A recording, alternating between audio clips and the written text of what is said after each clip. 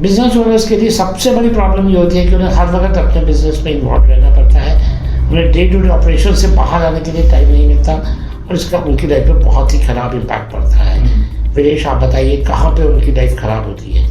Sir as a daily basis में देखा जाए तो जो जॉब करने वाले होते हैं उनकी लाइफ बहुत अच्छी होती है क्योंकि वो वेकेशन और हॉलीडेज काफ़ी अच्छा एंजॉय करते हैं, बट जो बिजनेस ओनर होता है उसको पता नहीं होता मैंने लास्ट वेकेशन या लास्ट हॉलीडे मैंने कब लिया था। आपके अकॉर्डिंग सुमित? सर उनके बेसिकली फिजिकल और मेंटल हेल्थ में काफ़ी इम्पैक्ट हुआ है, ये पड़ता उस चीज़ को लेके, मतलब उनको अपनी हेल्थ के लिए बिल्कुल टाइम नहीं होता कि कब वो अपनी हेल्थ की तरफ ध्यान दे पाए। बिल्कुल। और निकिता, आपको क्या लगता है? सर मुझे ऐसा लगता है कि उनकी फैमिली के लिए उनके पास टाइम ही नहीं मिल पाता और वो अपनी वर्क लाइफ और पर्सनल लाइफ दोनों में मतलब बैलेंस नहीं कर पाते। बिल्कुल नहीं कर पाते, क्योंकि बहुत सारी ऐसे सिचुएशंस हैं और इससे उसका बिजनेस भी इम्पैक्ट होता है क्योंकि वो अपने ग्रोथ और प्रोडक्टिविटी की तरफ फोकस नहीं कर पाता। तो इसका सॉल्यूशन क्या है? इसका सॉल्यूशन है बिजनेस ऑटोमेशन। तो बिजनेस ऑटोमेशन हम बहुत टाइम से सुनते आ रहे हैं, पर बिजनेस ऑटोमेशन एक्चुअली में होता क्या है? निकिता, आप बताइए बिजनेस ऑटोमेशन का मतलब क्या है? सर बिजनेस ऑटोमेशन से हम ये समझ सकते हैं कि आपका जो बिजनेस है वो ऑटो पायलट पर चले। लाइक अगर बिजनेस ओनर पे डिपेंडेंसी खत्म हो, और तीसरी चीज़ ये कि अगर बिजनेस ओनर वहाँ पर प्रेजेंट भी नहीं है तो भी उसका बिजनेस अच्छे से चलता रहे। हाँ, मतलब एक तरीके से जैसे आप एक एयरक्राफ्ट चला रहे हैं, आपने उसे ऑटो पायलट मोड में रख दिया और जो पायलट है वो थोड़ी देर के लिए वहाँ पे है, वो वहाँ पे प्रेजेंट है, उसे सब कुछ मालूम है क्या हो रहा है, मगर उसकी फिजिकल एक्टिविटीज या इन्वॉल्वमेंट नहीं है, राइट? तो इस तरीके से आपका बिजनेस अगर चले तो वाह क्या वंडरफुल लाइफ हो सकती है बिजनेस ओनर्स की। लेकिन इस तरीके को इम्प्लीमेंट करने के लिए हमें ज़रूरत पड़ती है टेक्नोलॉजी की, और वो टेक्नोलॉजी जब हम इम्प्लीमेंट करते हैं जिससे हमारा बिजनेस ट्रांसफॉर्म होता है, तो हम उस ट्रांसफॉर्मेशन को कहाँ कहाँ पे इम्प्लीमेंट कर सकते हैं, इस चीज़ को समझने की कोशिश करते हैं, और वो हमारे बिजनेस की प्रोडक्टिविटी को कैसे एनहांस करती है। बट उससे पहले मैं छोटा सा कंसेप्ट क्लियर करना चाहूँगा कि बिजनेस की प्रोडक्टिविटी एनहांस हो सकती है केवल दो तरीक़ों से।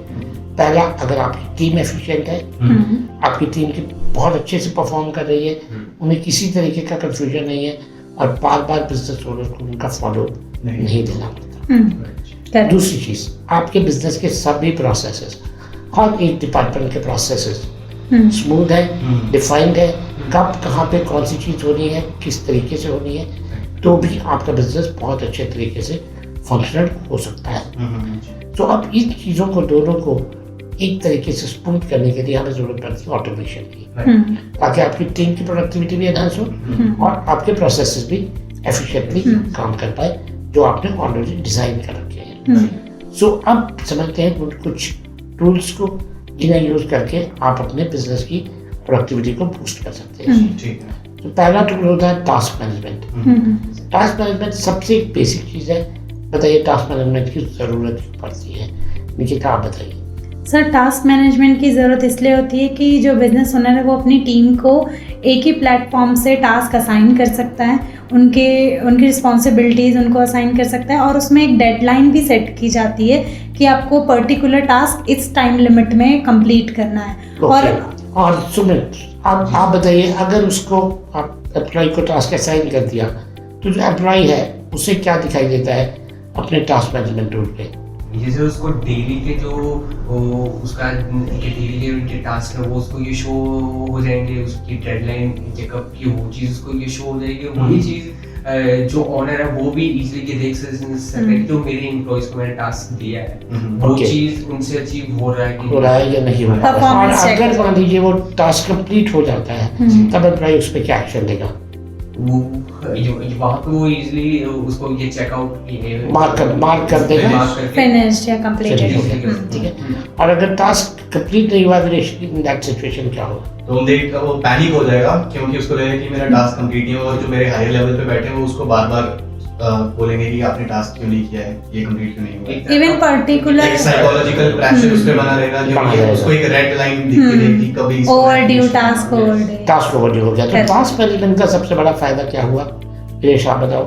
उसकी जो टास्क है वो एक स्ट्रीमलाइन हो गए, आप एक प्रायोरिटी सेट कर पाए अपने टास्क के ऊपर और उसको ठीक से कंप्लीट कर पाए। बिल्कुल। अब इसके बाद हमारा एक वर्टिकल होता है जो बहुत सेंसिटिव एरिया होता है बिजनेस का, वो होता है आपका Right. राइट। लेकिन कस्टमर कैसे आते हैं? सबसे पहले आपके पास लीड्स आती है, राइट। लीड्स के साथ आपको फॉलोअप लेना पड़ता है, बार बार उनको डिफरेंट मैसेजेस देने पड़ते हैं, ठीक। और फिर उसके बाद उन्हें एक प्रोसेस के थ्रू आप उन्हें प्रेजेंटेशन देते हो, फिर उसके बाद आप इनवॉइस देते हो, प्रपोजल देते हो, कोटेशन देते हो, नेगोशिएशन होती है। तो हर एक बिजनेस के डिफरेंट प्रोसेसेस होते हैं। तो ये भी एक अपने आप में एक बहुत लंबी जर्नी है, राइट। तो इस पूरे प्रोसेस को स्मूथ करने के लिए, इजी बनाने के लिए कौन सा टूल होता है विनेश? तो सर CRM जो है एक टूल होता है। फॉर एग्जांपल आपने एक ऐड रन करी फेसबुक के ऊपर, उसके थ्रू आपके पास थाउजेंड्स ऑफ लीड्स या आपके पास नंबर्स जनरेट हो गए, ठीक है। तो उसके बाद क्या होता है कि CRM के अंदर आप उन नंबर्स को ऐड कर दोगे या ऑटोमेटिकली वो ऐड हो जाता है अगर आपने मार्केटिंग ऑटोमेशन कर रखी है तो।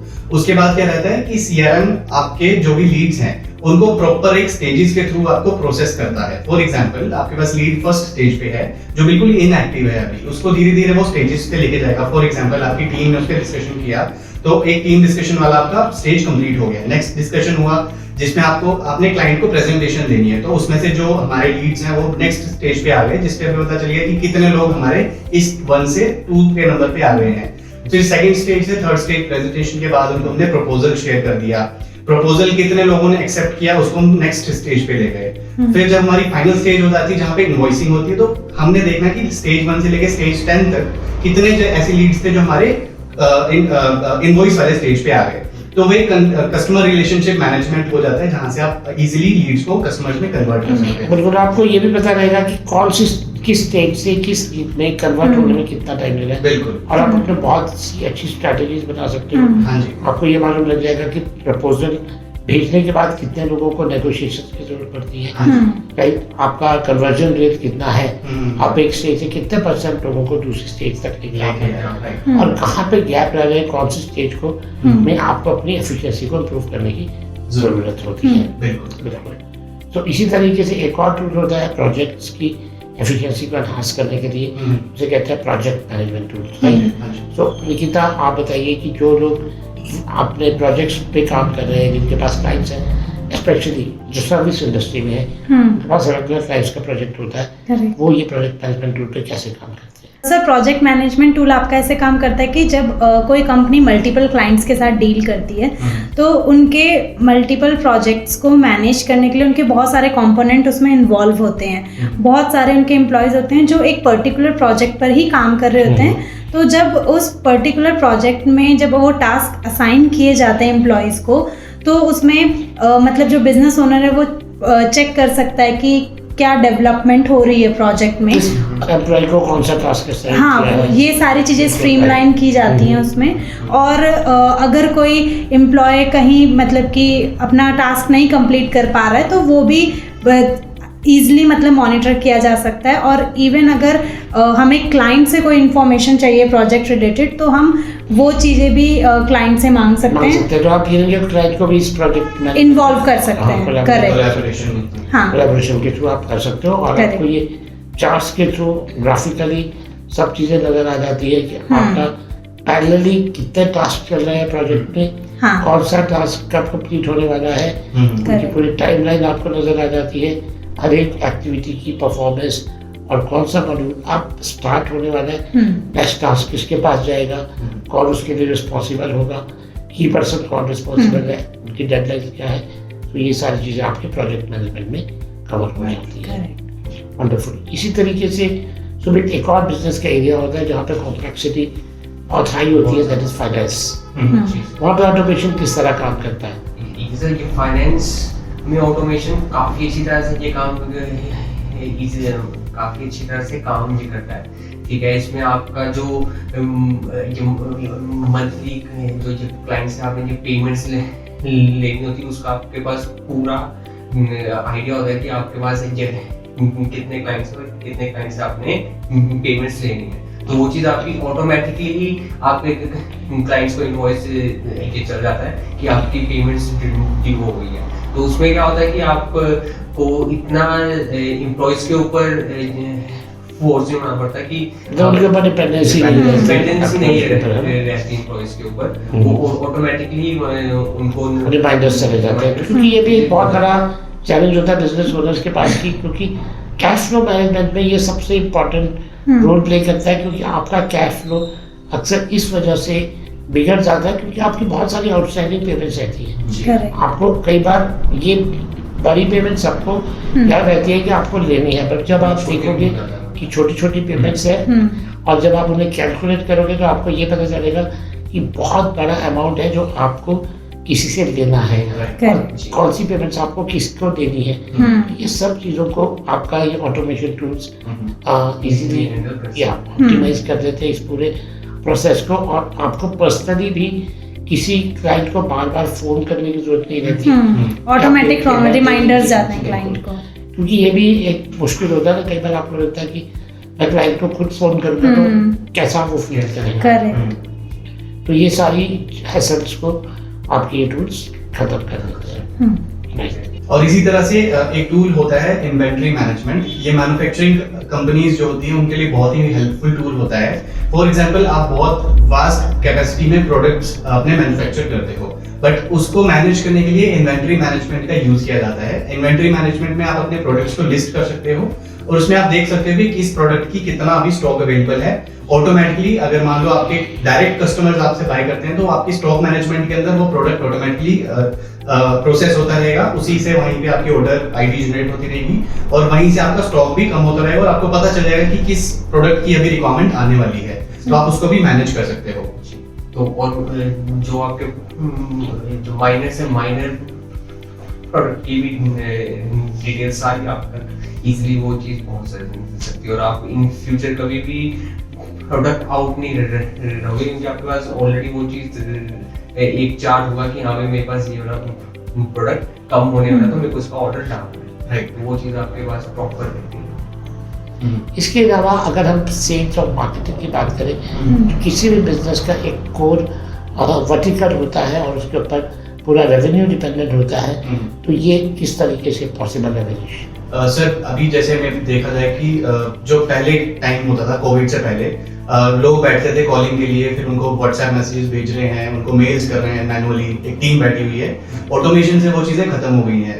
आपको सिर्फ एड रन करना होता है, एड रन करने के बाद आपके पास प्रॉपरली जो भी डिटेल्स है क्लाइंट्स की वो आपके डैशबोर्ड पे आ जाएंगी, वहीं से उनको ऑटोमेटिकली मेल्स भी जा रहे हैं और उनको वहीं से सारी चीजें प्रमोशनल मैसेजेस हो गए या उनके कोई ट्रिगर्स आपने क्रिएट किए कि जब मेरी वेबसाइट पे कोई साइन अप करेगा तो उसको क्या मेल जाना चाहिए, क्या मैसेज जाना चाहिए, क्या व्हाट्सएप होना चाहिए, वो ऑटोमेटिकली वहीं से होता रहता है। बिल्कुल। तो इससे आपको एक और चीज़ का फायदा क्या होता है कि जब आपकी लीड्स के लिए आप भूल जाते हो कि यार मुझे इस लीड का फॉलोअप लेना है, इस क्लाइंट को कॉल करना है, तो वो ऑटोमेशन से बहुत ईजी हो जाता है, क्योंकि अगर आपके व्हाट्सएप मैसेजेस हैं, आपके ईमेल्स हैं, ऑटोमेटिकली क्लाइंट्स को चले जाएंगे बिना एम्प्लॉयज़ की पर्सनली इन्वॉल्वमेंट के, और जहाँ पे उन्हें खुद इन्वॉल्व होना है उन्हें उसकी डेली नोटिफिकेशन आएगी, आज आपको किस क्लाइंट से बात करनी है, इससे क्या काम करना है। तो इससे क्या हुआ कि आपका बहुत सारा मैनुअल एफर्ट खत्म हो गया, ठीक है, हर चीज़ आपकी रिकॉर्डेड है,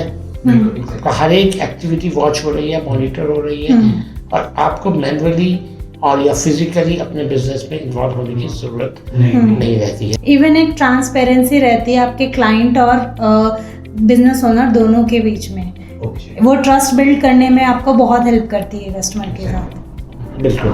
तो अगर आप ये सब चीज़ें आप इमेजिन कीजिए कि आपकी तरफ से आपके बिजनेस में सब चीज़ें अपने आप हो रही है, तो बिजनेस ओनर को इन सब चीज़ों से बहुत बड़ा रिलीफ मिलेगा एंड ही और she will have enough time for their personal life and they can go for wonderful vacations and even they can balance easily their personal life and work life. उनकी health भी काफी अच्छी रहेगी, ठीक है, और जो भी टाइम उनके पास एडिशनल बचता है वो फोकस कर सकते हैं अपने बिजनेस की ग्रोथ पे। सो अगर आपको भी लगता है कि आपके बिजनेस के लिए ऑटोमेशन एक रिक्वायरमेंट है, बट आप अभी ये अंडरस्टैंड नहीं कर पा रहे हैं कि एग्जैक्टली ऑटोमेशन आपके बिजनेस में कहाँ रिक्वायर्ड है और किस तरह पॉसिबल हो पाएगी, तो आप हमारी टीम से कांटेक्ट कीजिए, वो आपके साथ एक कॉल शेड्यूल करेंगे और आपके एग्जिस्टिंग बिजनेस मॉडल को रिव्यू करेंगे, आपको बताएंगे कि किस तरह आप अपने बिजनेस की प्रोडक्टिविटी और एफिशिएंसी को बूस्ट कर सकते हैं।